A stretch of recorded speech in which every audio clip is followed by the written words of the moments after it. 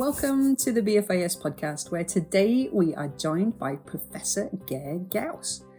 In his book, Natural Born Learners, Alex Beard described Professor Graus as Jean-Jacques Rousseau meets Willy Wonka. He's a brilliant educational thinker, a champion of true learning, and a wise and wonderful human being. Well, having read this, I was looking forward to meeting Ger and to hosting this episode of the BFIS Podcast, when a familiar situation for me arose, and my best laid plans to podcast were sidelined to a very important arising issue that took me away from the conversation. So I left the episode in the capable hands of our Director of Development and Alumni Relations, Kyra Kellawan, and University and Careers Counsellor, Rhonda Leshman. Both work with BFIS alumni and have experience working with international independent school students who are thinking about their futures.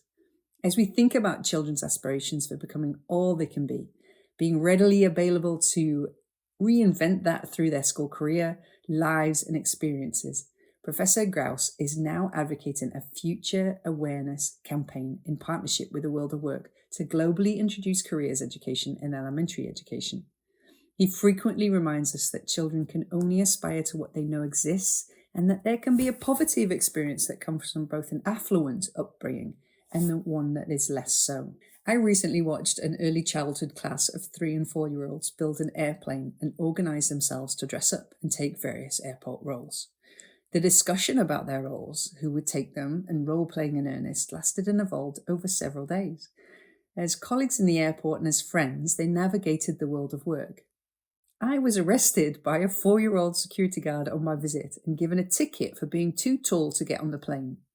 Security wearing police hats had just navigated a difficult discussion amongst employees about whether or not I should be arrested, ticketed, or prevented from entering the plane. In the end, she went for all three. And meanwhile, another worker was boldly placing chalk marks on the wall to indicate height restrictions. Now, this is an example of experiential learning at this age. A trip to the real airport might be a great next step for this class. This is what Ger advocates for. He was the founding global education director at KidZania. From Dallas to Tokyo, KidZania is an interactive city made for children 1 through 14 that combines inspiration, fun, and learning through realistic role play. Kids can independently explore a scaled indoor city of over 7,000 square meters with more than 100 exciting careers that they can try at each location. They have 26 facilities over the globe from Mexico City to Tokyo to London, and KidZania receives more than 10 million visitors a year in over 23 countries, and 9 more facilities are currently under development. What can we learn from them? It's an exciting concept. In 2007, Ger Graus became the founding chief executive of the Children's University, and under his leadership, the Children's University became a multiple award-winning international charity providing 5 to 14-year-olds with exciting and innovative learning opportunities outside school hours. The Children's University Global Reach now extends as far as Australia and New Zealand, China, Malaysia, and Singapore, and the Middle East. A number of important awards have been conferred on Ger, including an OBE, and he is a frequent speaker at global educational events and works with schools of all types across the world. I hope you enjoy our episode. I think the importance of future pathways, and I use the term future pathways as a thinking process, not as a school subject. Right? Please don't make it into a school subject. But it's a thinking process. It is about connecting. It is about enabling children and young people to begin to see why they might do certain things, and because they understand purpose, why they therefore might like certain things more. And the reason I want it to be a sort of as a thinking process is because it doesn't stop. It isn't a project that has a beginning and an end. So that's one reason. And I think the other thing is, please don't call it careers education. Because I think if anybody who's watching or listening, if they're going to be honest with themselves for 30 seconds, the minute the word careers education is mentioned, in my experience talking to many adults, it either generates laughter or expletives. And I think so the term is perhaps contaminated. The future pathways concept is about answering certain questions that are very basic, fundamental questions about schooling and education in general. So in my previous job and in my current work, I travel a lot. And wherever I go, I make a point of talking to young people and children. Quite often, I think the younger the better. And the question I ask is, why did you go to school? It's a very simple question. And this is not scientific, but strongly experienced and anecdotal. I would say about 80% of the answers contain the phrase, because I have to. And I think that's a really sad answer. Now, I'm not incidentally advocating that the pure reason that children should go to school is to serve the economy and the world of work. I do think schooling and education is about serving society, of which the economy is a part. But nevertheless, the purpose piece is very important. And that kind of leads me to reflect on, for example, when I was a youngster, my maths lessons, I had absolutely no idea why I was doing maths. And I remember my maths teacher, I grew up in the south of the Netherlands, near Jongstra, standing at the front and doing his, if A is 3 and B is 4, what is C? And I remember sitting there thinking, that's a language I don't recognize. And I wonder why I should be interested in actually knowing that. And that became a process, particularly in maths and in the sciences, and I turned off. I didn't enjoy it. Now, I was a big football fan as a youngster. I still am. And I love Barcelona, right? And the one person in Barcelona who is more connected to Barcelona, who is more important to me than most, is Johan Cruyff. And as a young boy, I used to go and watch Johan Cruyff play for Ajax Amsterdam in the heyday. And I knew that Ajax Amsterdam and much later Barcelona played in triangles, constant triangles. It's about creating space, isn't it? If my maths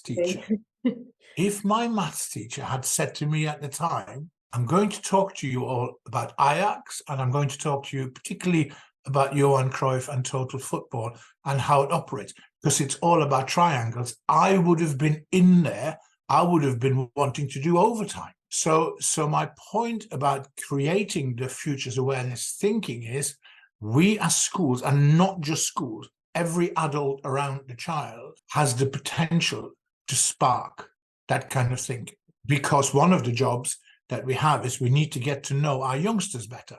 I think in this day and age, one of the biggest challenges we have as schools and as adults in general is we actually don't know our children that well, because our schooling in many cases is still set 200 years ago. In the days of the Industrial Revolution, when we had to produce mass, we had to feed mass employment.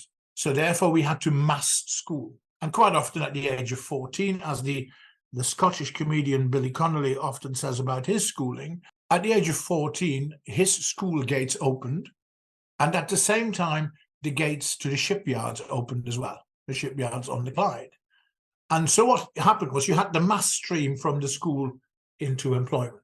And in many ways, it's a generalization, but our schooling hasn't changed that much, because we still teach to the masses. We have very big schools. We try within that really hard, but the principle in the end still remains that we haven't personalized enough. And if we're going to be really clear, as all the adults concerned around the children, how well do we know our children? Well, actually, we know whether they're bright or whether they may have special needs. We know whether they are better in some subjects than others. We know their estimated grade. We know whether they're good attendance. We know whether they're naughty or not. And after that, it kind of finishes. And I think when we talk about personalization, we need to talk about much more, and we need to talk about insights. And hopefully in a little while, I'll come to some KidZania research, which talks about insights, because when we talk about insights rather than data, we must be prepared to look in very unexpected places to find out things about our youngsters. And incidentally, what I don't want to do is to go down that really silly thing whereby we call them generation something or other, right?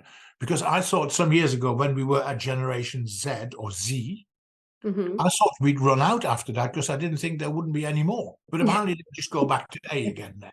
And I think by putting whole generations into a box, we're actually back to that industrial revolution idea, whereby we expect everybody to behave in the same way. So the personalization side of things becomes very important in this future pathway things. Mm-hmm. And we need to begin to think around schooling our children like building scaffolding, right? So we build scaffolding around every child, and every child will have slightly different scaffolding. Mm-hmm. And the reason we need to build that scaffolding is so that they themselves can climb as high as they can or want. We need to move to the point where children and young people feel that they are writing their own narrative of the possible. Once we've achieved that whole thinking around future pathways and what that means in a maths lesson, in a languages lesson, in a geography lesson, or new subjects, actually becomes a very cool process, particularly around technology. So that we can compare and contrast, and you can build on each other's, because I can see Rhonda nodding a load. So I want to know, what did Ger say that made you start nodding vehemently? So many things are going through my mind in terms of making learning relevant. First, I think of my own story. And I grew up in suburban Michigan, and I was seeking out internships as a high school student on my own. I was very curious about what the working world was like. I did not want my learning to be confined to the classroom. So I was working for a political party, volunteering in suburban Michigan. I lasted one day at Burger King, and then I found a different job. And I would just find these opportunities for myself, and really had this comfort level with older people, and I think developed different skills. And I see that hunger in our students. They're like sponges. They want to know what the real world is like, and creating these linkages to what they're doing in the classroom is absolutely key and relevant. I was nodding a lot as you were talking about total football, because I'm a big Ted Lasso fan, and they had a whole episode of introducing total football strategy. And I think you're right. I think if a lot more were tied in from classes and material to how is this relevant? How does this translate into real world? That is really powerful. To your comment about students and what do we know about students, and we know that they're very kind of minimal basics. I'm really excited about something that's just been introduced at our school, which is a psychometric profile, psychometric assessment. It's actually based in the UK, the Moresby profile. Yep. Where students really learn about their aptitudes, their priorities, their study interests, and how this links to choices they're making now about IB courses and careers. And I'm thrilled that so many of them were coming to these kind of feedback meetings with me, with their parents, and just the looks on their faces of discovery about themselves is really, really powerful. That's really interesting. I mean, the different forms of finding out who our young people are incredibly important, right? First and foremost. I think what we must include in that are emotional aspects, because this is not a mathematical exercise.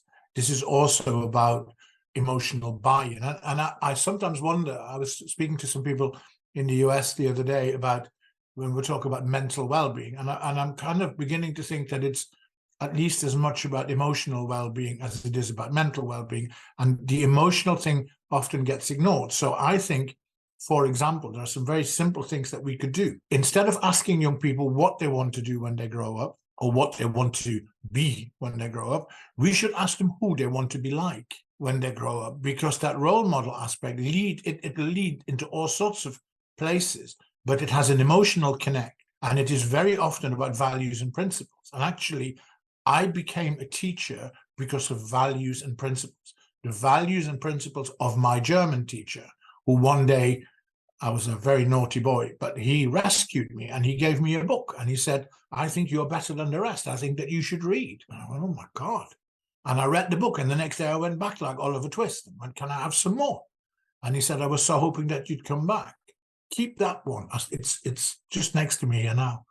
And then he gave me the other. So I think the emotional side of things in all of that is incredibly important. And I think the other thing is that when we find out information about our youngsters, sometimes we need to look at what can they tell us rather than what should we ask. So I'm doing some development work at the moment with a friend of mine called Ben Mason, and he has something called My Global Bridge, which to all intents and purposes it's a LinkedIn for young people, for teenagers and younger, and it allows them to profile themselves self-critically, emotionally, rationally. And so in a sense, and this, I think this thinking around My Global Bridge will go a very long way, incidentally, and there's discussions with government in Scotland and so on. But for me, the important part of it is the information we gain from our young people about themselves is more often than not the information we ask, either in writing or in questioning. When we give them the opportunity to volunteer their own information, we may well discover things that we'd never thought of. And I think it's about finding the nuggets that may well drive that whole thinking. And it'll take us time, right? If somebody says you need to have all of this in place in the next 6 weeks, I'm going to run a mile because I think those things take time, and they need beautifully, I think, the buy-in of everybody. My wife is a head teacher of a school here in Sheffield, it's a primary school. And the school is in an area where people are up against it. And the mantra of the school, and my wife's mantra, is every child is everyone's responsibility. And I think we just need to have, all of us, we need to have that in the back of our mind and in our heart, actually, and begin to look at, well, so what can the parents contribute? What can the wider community? What about the grandparents? If I wanted to have a discussion about the world of work in Sheffield and what's changed, Sheffield, the world centre of the steel industry, not ever so long ago, the grandparents of Sheffield have a great deal to offer in terms of what our children can learn. So those things that we need to go and see and create that connect. And once that environment is created, we then need to trust the young people to make of that whatever they want and whatever they can. And that for me is the beauty of future pathways as opposed to careers or education. And good for you that you're well down that way, because I think it'll make an enormous difference. Well, the other thing we're developing here is an internship program for students during their holidays and summer to go into a working environment, perhaps have that mentor. So we've seen some mentorships develop and understand what they're learning in school skill applies, seeing if a field that they were curious about really is a match for them. And as we well know, maybe they have some preconceived notions of where they want to be, and it's not a match. And that to me is equally as valuable. Do you see the value in doing internships? Like I know, KidZania went to age 14. So I was curious, what are the experiences that would be pivotal, impactful for student, 14 to 17? I think the real world, right? I'll come to KidZania in a little while, because I want to go to that research and what that means and what that means beyond 14 as well. But everything is connected to what the real world is, if we try and have that in our minds. So what we need to do is, I love that concept of internships for young people. I think I'd encourage you to go younger than 14 when you're ready, right? Mm-hmm. And then I think the other thing to remember about work experience is the word experience. So my eldest daughter, some years ago, wanted to become a primary school teacher. So I was fortunate enough with her school to arrange an extended work experience internship.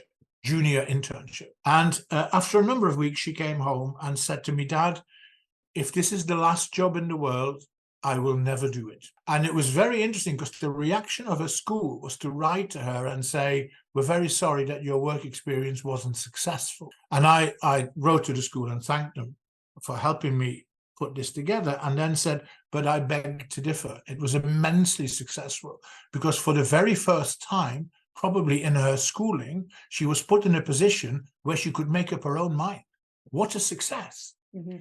Yeah, so we need to also kind of build into the real world, but we also need to put in there that bit that goes, when you fall over, you need to learn how to get up, because that's also in the playground of future pathways, isn't it? So I think, and my only thing is, I always think, now I was secondary school trained, I'm a German teacher by trade, and I also became Benjamin Button. So I became increasingly convinced that whenever I found an issue, that the answer was to do it earlier. So I now work with my friends at the Fondazione Reggio Children, for example, as an advisor in Reggio Emilia, world leaders in terms of thinking around early years and play. And the reason I'm doing that is because they turned me into Benjamin Button. I kind of see that we do things in a very odd way in our schooling system. So if you build a house, you build a foundation, don't you? You put a lot of effort and a lot of resources into your foundation so that you can go as high as you possibly can, and you can do that safely. In the world of schooling, we spend most money on our youngsters when they're about 15, 16. So that's like building the roof first. It's an odd way around, and I think we need to be, as professionals, with our parents, I think we need to be really courageous and say some of these things. So I would advocate that we should start future pathways thinking at the age of 7. And the reason I think 7 is such an important age is because you can start to talk about it and play around it earlier. But I think 7 is such a key age because so many youngsters become more confident readers and more confident writers at the age of 7, or from the age of about 7, and that is a key element in the development. So perhaps before that we go that future pathways is about play and dressing up and all sorts of things, and that from the age of 7 it turns but only please marginally, it turns marginally more academic, and I think that piece is important. That reminds me, I think last year here at school, the primary school, they had small groups of kids interviewing professionals. They sat around the security guard booth and asked them questions. Yeah. You know, I think they were like in 3rd grade or something, 4th grade. Yeah. And we could be doing that every year on year within different areas, different industries. And I'm curious to know how you both train in terms of keeping up with what is the fastest changing aspect of this education, because we have to talk to them and help them open doors to all kinds of worlds. And this is where I wanted to bring in your thoughts again, Ger, on technology. But, you know, how do we as staff, usually this role is 1, maybe 2 people in a school if you're lucky. Yeah. How do we as staff, how do you see staff training, developing? Rhonda, you might have some ideas here on kind of things that you're interested in learning about. What's the best way to remain upskilled when this is all in the hands of a few people, or do we have to take a more systems approach?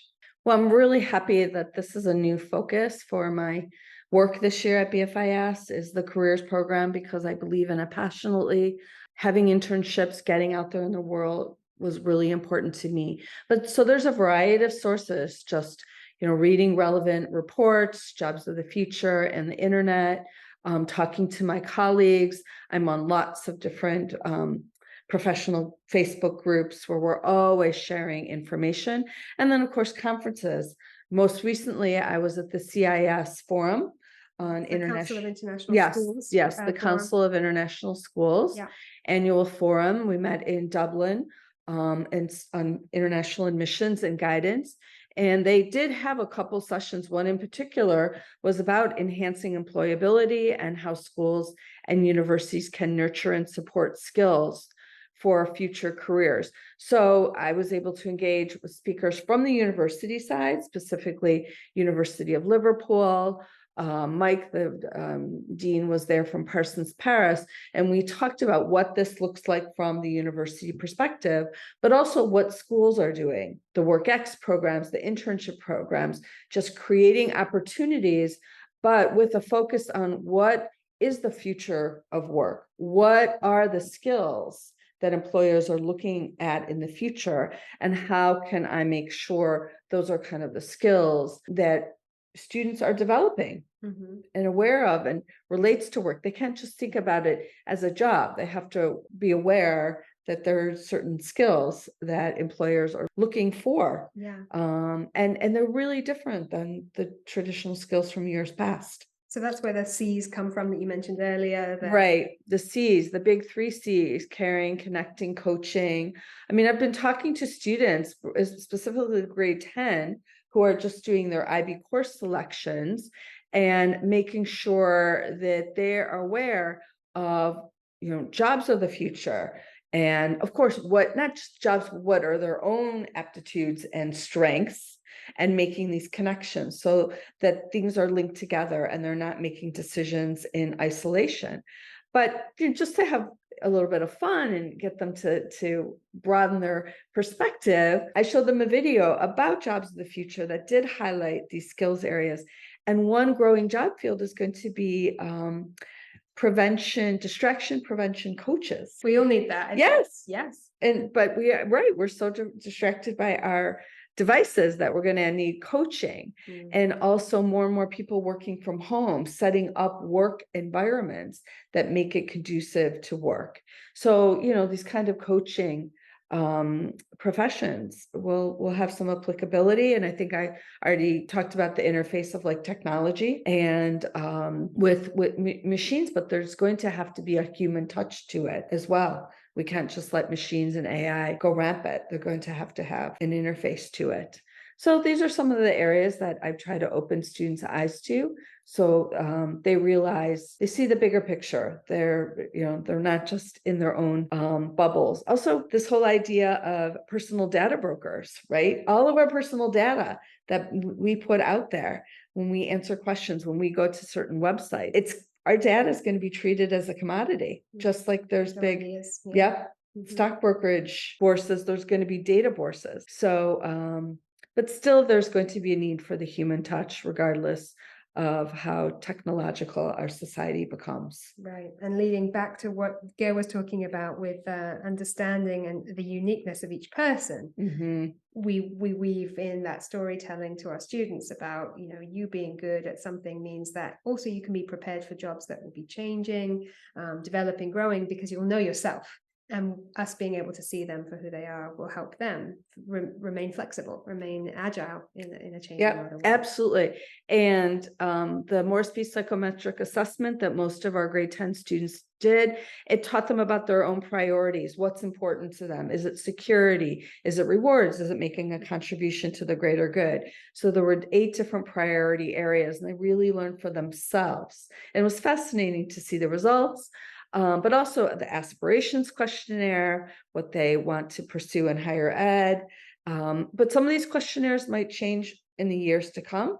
They will be able to redo their profile in the future because they will change. But it was quite powerful to see how much they learned about themselves to make informed decisions. I think it's quite straightforward. I think most solutions are simple. We just have a habit of overcomplicating things, and sometimes I think we do it deliberately, and sometimes I think it's become habitual.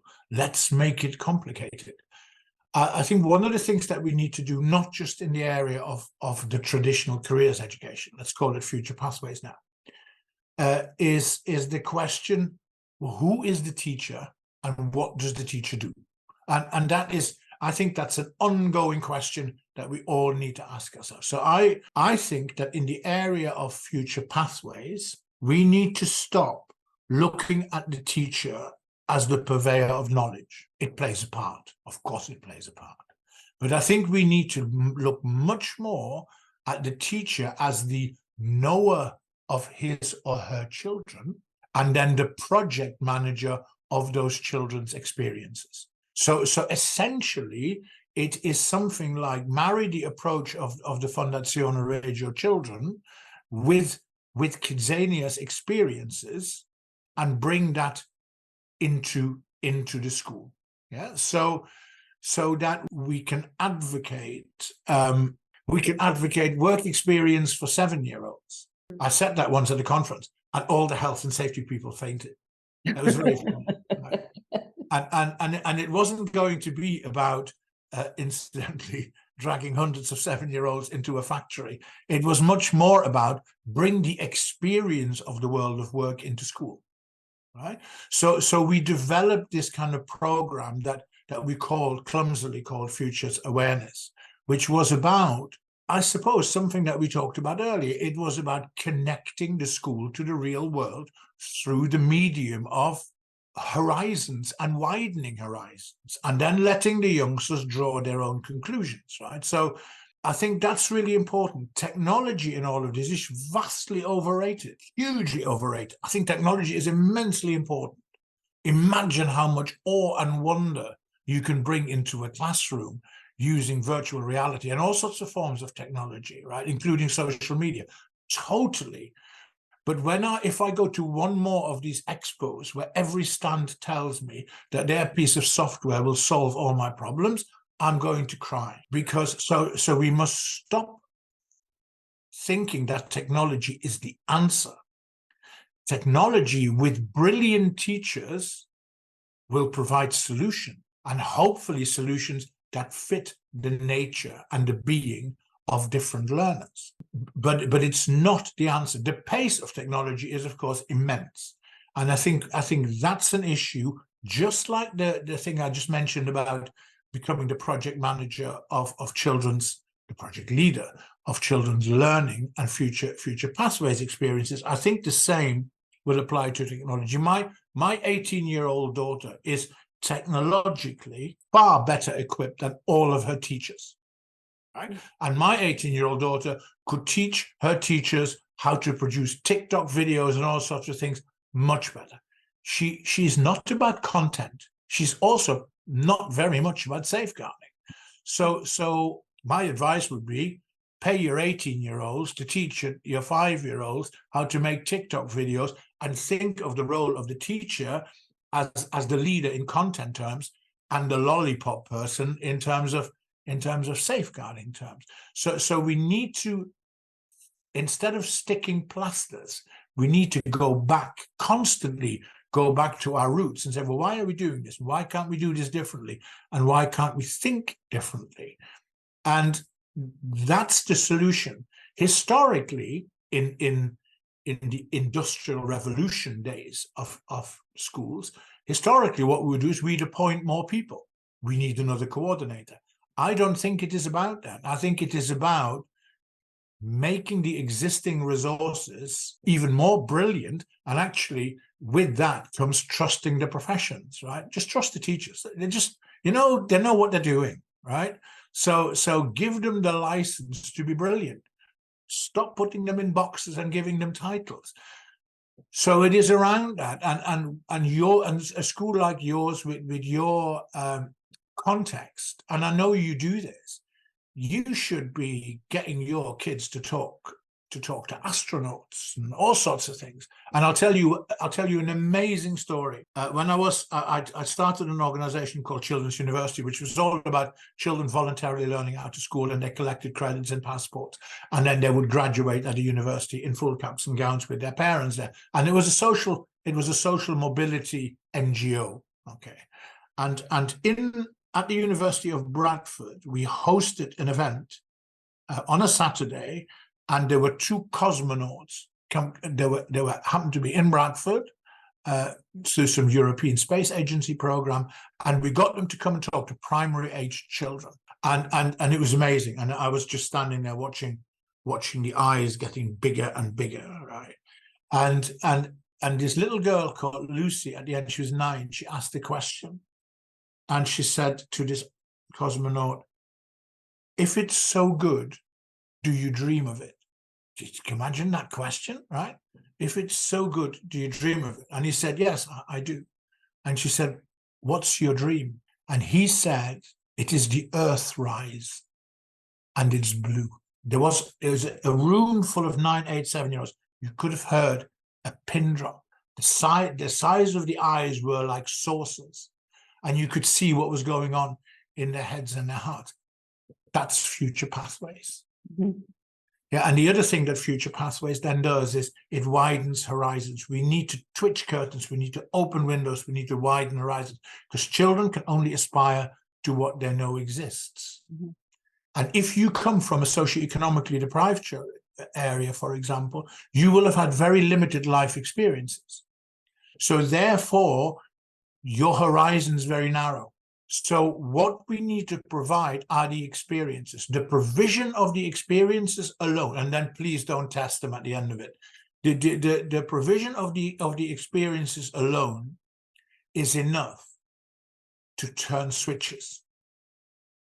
And that's what we need to do constantly. We need to constantly be on our guard, and we need to do it every millisecond. I often say to teachers that whatever lesson you're teaching, if you deal with an abstract, the next 2 words should be "for example." Because immediately you begin to make the learning visible. The minute you make the learning visible, you create the potential buy-in. You could create a rejection, but that also is an emotional statement. I'm going back to my maths lesson. If A is 2 and B is 3, what is C? For example, if I take Ajax and Johan Cruyff, and I would have gone bingo, I'm in. So it isn't just, and we need to know this, and parents need to know this, it isn't just about the big moments. It isn't just about inviting the astronaut in, although that is one of my favorite stories in my whole life, which incidentally is only about 45% of the jobs. 55% of the jobs in an airport are backstage. So instantly they can't aspire to what they don't know, to what they haven't seen. So it becomes the airport's job to open its doors, to get messages out there. If they want to recruit, they need to let people know what's out there. Yeah. And then there was another thing when I did say to those youngsters, kind of my mantra, I suppose, children can only aspire to what they know exists, comes from. I was education director in an area called Wythenshawe in South Manchester, next to Manchester Airport. And at the time, about 20 years ago, it was the most disadvantaged council estate in the country and one of the largest in Europe. And it sat next door to Manchester Airport, which is one of the fastest growing companies outside of London. So, and Manchester Airport's wish, and which is why they got involved in the project, was they wanted to recruit their future workforce from their doorstep, not from miles away. And it all made complete sense. So they kindly funded my salary, and I had an office in an airport, which in itself was an immensely aspirational place to be. And I went and talked to children in the schools in Wythenshawe. For those who don't know Wythenshawe, incidentally, the Manchester United footballer Marcus Rashford went to Button Lane Primary School in Wythenshawe. So you can also call it Marcus Rashford land. And I was talking to lots of primary age children, I don't know, 6, 7, 8-year-olds, and asked them the questions, tell me the job you can do at the airport. And the answer I got were the things they could see.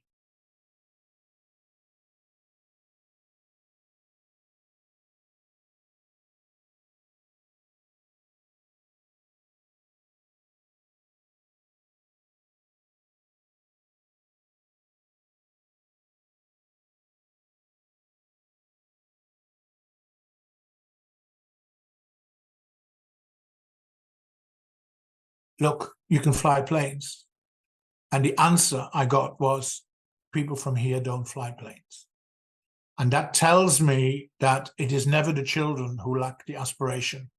We do that for them. And so that's kind of where that came from. And then many years later, I conducted a piece of research in KidZania. KidZania City is built for children aged 4 to 14, where they can experience the world of work. And each KidZania has about 60 activities, has a real aeroplane and a hospital, a television studio, you can clean windows, you name it. And when the children come to KidZania, they learn independently, so they get a bracelet so that we can track where they are, just in case we need to get hold of them. And then what I did, I went to the analysts and said, so I know which activities they've logged into. I want to know what the first activity is that a child chooses on their first visit with a school.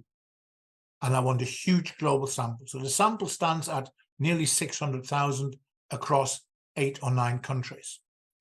And then I wanted to know, who are those children who've made those choices? Are they boys, are they girls, are they black, are they white, rich, poor, urban, rural, 4, 14, which country are they from?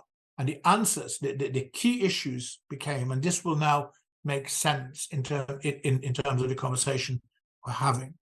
The key findings were, all stereotypes are set at the age of 4. Pilot activity, 95% boys, cabin crew, 90% girls. And so it goes. At the age of 4, So if we wait for 10 years until they're 14 to engage with them in careers education, and we allow the stereotype to cement for 10 years, we must stop kidding ourselves that we can still make a difference. First finding. Second finding, the behavior did not change. So the choices of 14-year-olds were identical to the choices of 4-year-olds. So despite all the big talk about STEM, for example, or STEAM, we need to ask ourselves some questions. What's making a difference here? And what's not making a difference is girls outperforming boys in tests. Because when they come to make their career choices, they revert back to stereotype. You know, the black girl from a disadvantaged area who's never seen a black female pilot is not very likely to aspire to be one. So we need to think around the role model piece. Mm-hmm. The third finding was that globally, almost all girls choose activities below the age range. 9-year-old girls choose 7-year-olds activities. 9-year-old boys choose 9 or 10-year-olds activities. And that says something around self-confidence, self-esteem, but probably also about the expectations that society has of girls in terms of their social mobility and their aspiration. Then the other finding is, of course, children can only aspire to what they know exists. So to phrase it badly, poor children make poor choices. So if we look at that giant data set and we compare that to what you've seen over your career, Rhonda, in maybe in micro, what correlations are you recognizing, and which things have you seen? And maybe our context here is very different, mm-hmm. but I'm interested to know what resonates with you, or if there's mm-hmm. Any challenges you see. Mm-hmm. So I've been in education for 30 years, and from admissions on the university side, and now in university counseling since 2005, so 18 years. And primarily I've worked with very affluent, privileged populations. So when you talk about, the disadvantage in Sheffield, I'm thinking about some of the populations I've worked with, and their vision, their aspirations, it's very different, it's very different. And they aspire to things that, that they see. And it's just quite a different experience than the populations that you're talking about.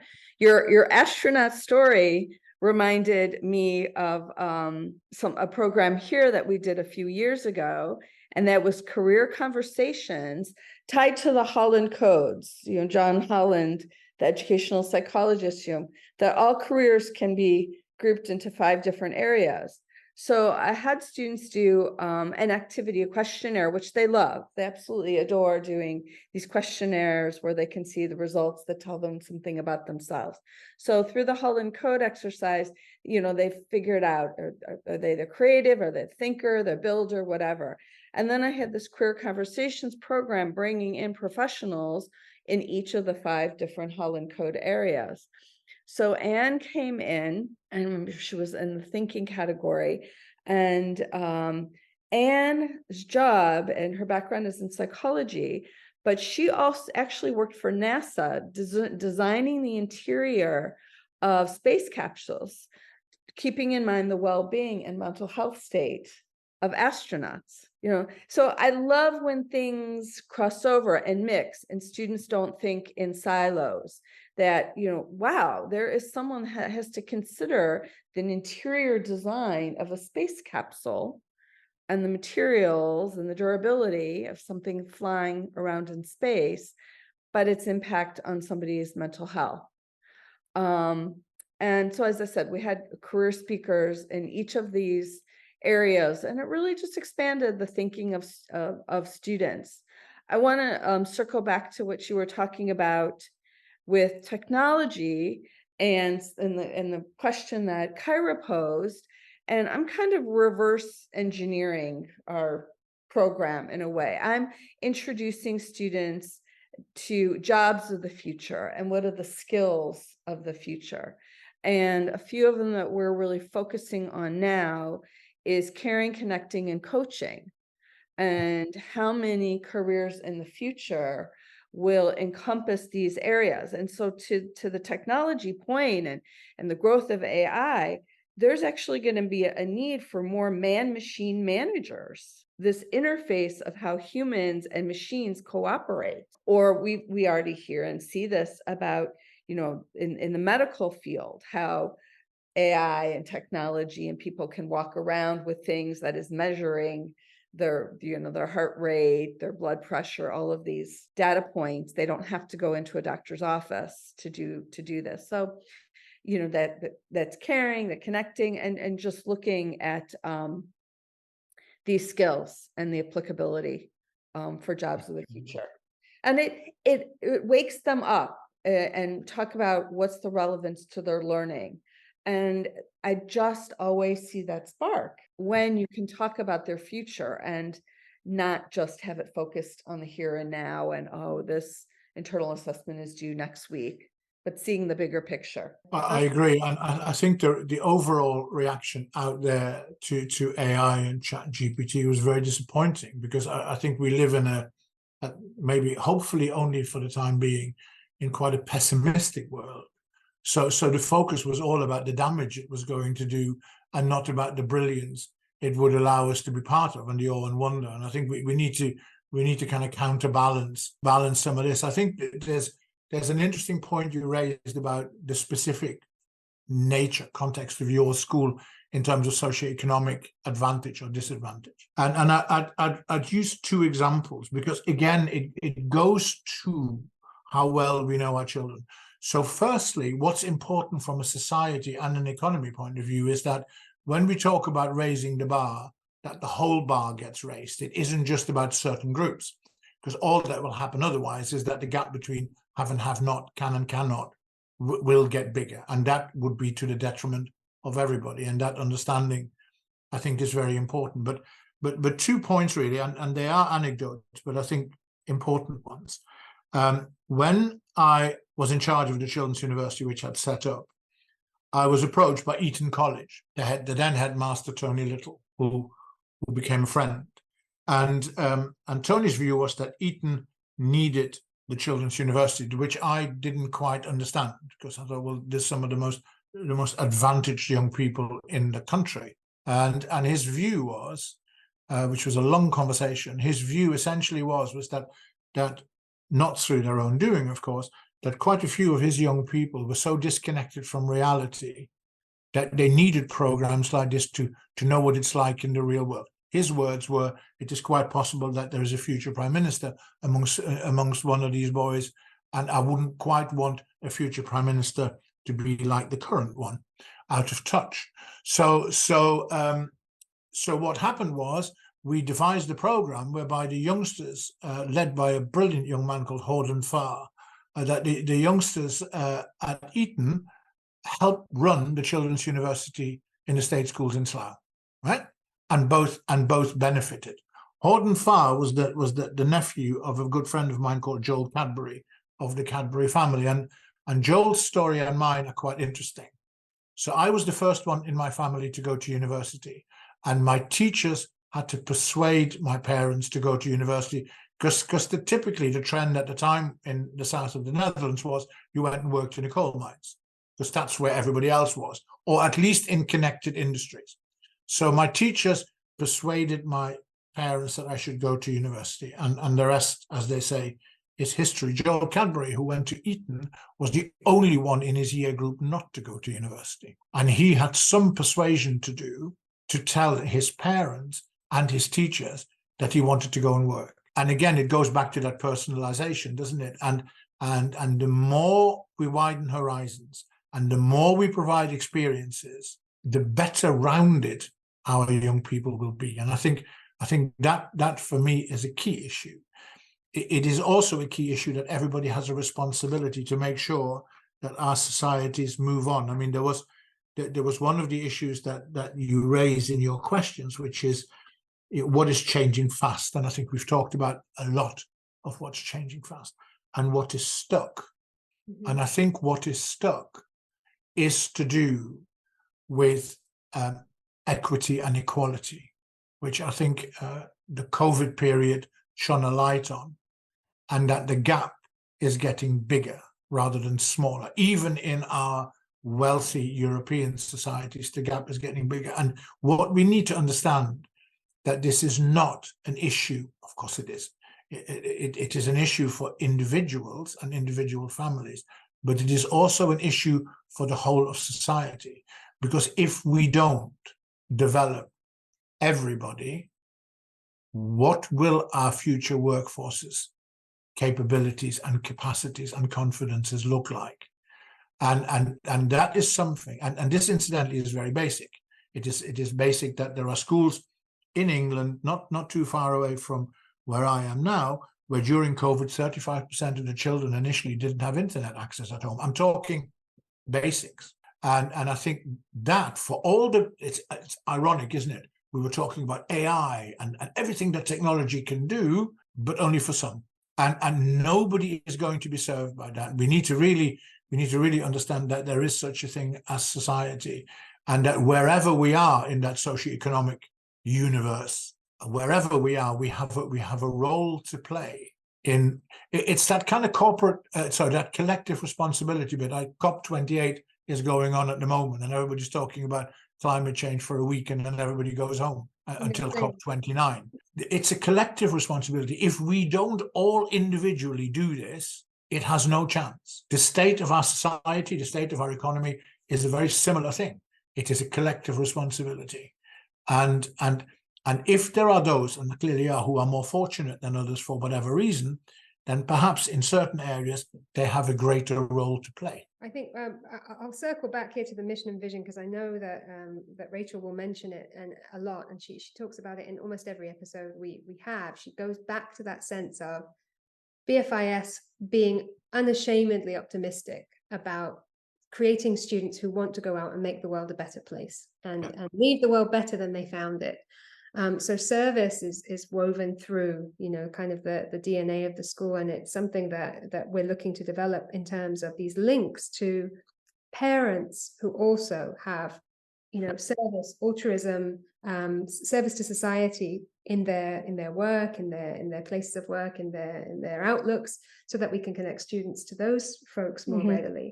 And I guess my very last question, which is really for Rhonda about the context of our students, but then I would love, if you have time, Ger, your thoughts on that, is what is the biggest challenge for a BFIS kid in learning to, Ger has this wonderful phrase, which is learning to become me. What is the biggest challenge for our students in becoming themselves in our context? And maybe you then have some suggestions for us on how we can work on that. But I'd love to hear what you're coming up against. Yeah, it's a great question. I think the biggest challenge is the need to get outside of the bubble that they're in and really see the world as it is. Compared to other places that I've lived, service isn't woven into a student's experiences. They don't have as much easy access to it. For whatever reason, there's just these kind of barriers or just lack of opportunities to come into service much more easily than you see in the United States. And it's something that troubles me, but I think that the understanding of me and themselves is greatly expanded when they do get out of their comfort zone. And well, I'm a university counselor, so I always have that hat on too. And too often a family's response to this is, okay, go on these very expensive week-long community service projects in Costa Rica, or someone, to build a school, etc. But it's not what I mean, and what I think brings long-standing change and impact to a student. It would be better within their community on a sustained basis instead of these kind of one-off trips. And that's the feedback you get from universities, included in they're talking about how they value service. What they're looking for is real interaction. Meaningful. Impact, but in a sustained way. I mean, what does that tell us when you're paying, I don't know, 3,000 euros for a trip to go to Thailand to build toilets or something? When that money could go somewhere else, and then you're out of that environment. And part of that trip is a week spent at the beach too. No, again, when I was in admissions for 13 years, university admissions, what I think some admissions officers might look even down upon something like that. But what impresses them is a commitment, ideally in their own community, doesn't have to be, but that's of a longstanding nature, that's really bringing around about change. Yeah, I know we're over time, but do you have any last words for us on that? Yeah, I think a couple of observations. I think firstly, I would look to a school like yours within its context to be a lead unto your young people. Most importantly, to be a leader in communities. And to make that difference in all sorts of ways. Sometimes those ways are not even measurable, shock horror, but sometimes they're not. And I think there is something about, we need to redefine existing definitions of independent state school partnerships. We need to deliberately go out and form new communities, new partnerships for today's values, utilizing technology and all those things. And I think I would love to see that more. And I think that schools like yours have such, and your young people and their families, and have such an important role to play in this. I think the other thing in terms of the advice, in terms of the whole becoming me thing for your young people, is my advice would be very simple. And I think it's the biggest challenge. And it is, stay true to yourself. There are so many influences, good and bad. It is so difficult to ascertain what the truth is these days. You put a question into Google, and in my day, I cycled to the library and found the answer. And you put a question into Google, and my daughter has to judge which one out of the 500 answers is more likely to be the right one than the other. Those kind of skill sets, and they're not just mechanical exercises, are they? They're often linked to values and emotional values as well as others. And then I think I'd like to end with a quote of my favorite Barcelonian, really. And the quote is very much like the quote which my very first head teacher on my very first working day 40 years ago at a school called Taverham High School just outside Norwich in England gave me just before I went to take my first register. She tapped me on the shoulder and she said, "Go and enjoy yourself." And the Cruyff quote, "Salid y disfrutad," just before the 1992 European Champions League final against Sampdoria. It was all he said to his players. And we need to keep saying that to our young people, particularly in this world at the moment, which looks overcast and a bit grey. We need to remind them that the other side of the clouds, there is sunshine. And because otherwise they might forget. And so I stick with Cruyff from beginning to the end. Thank you for rounding up this wonderful interview, which is, we haven't had enough time to hear all of your amazing ideas, both of you, but thank you for rounding up with words from our home context, which always puts us back right in the middle of, you know, where we are, what this setting allows us to be able to do for our students, and what they have access to here, and the beauty of being in the city. But also, thank you so much for being a thought partner with us on how we can improve and continue to grow the future pathways aspect of the program here, because there's so much you say that we recognize and see within the context here. And I think, you know, Rhonda, you've also done a fantastic job in making sure that the programming is growing, adapting, changing. And I love the idea of opening windows, twitching curtains, opening doors, you know, just, letting new fresh air in. I think that's what you both do in your contexts. So thank you so much. Experience is everything. As we build our program here at BFIS, we listen to thinkers like Professor Ger Graus and apply his ideas and others to our context and time. Thank you for sharing your conversation, Ger, Rhonda and Kyra. Join us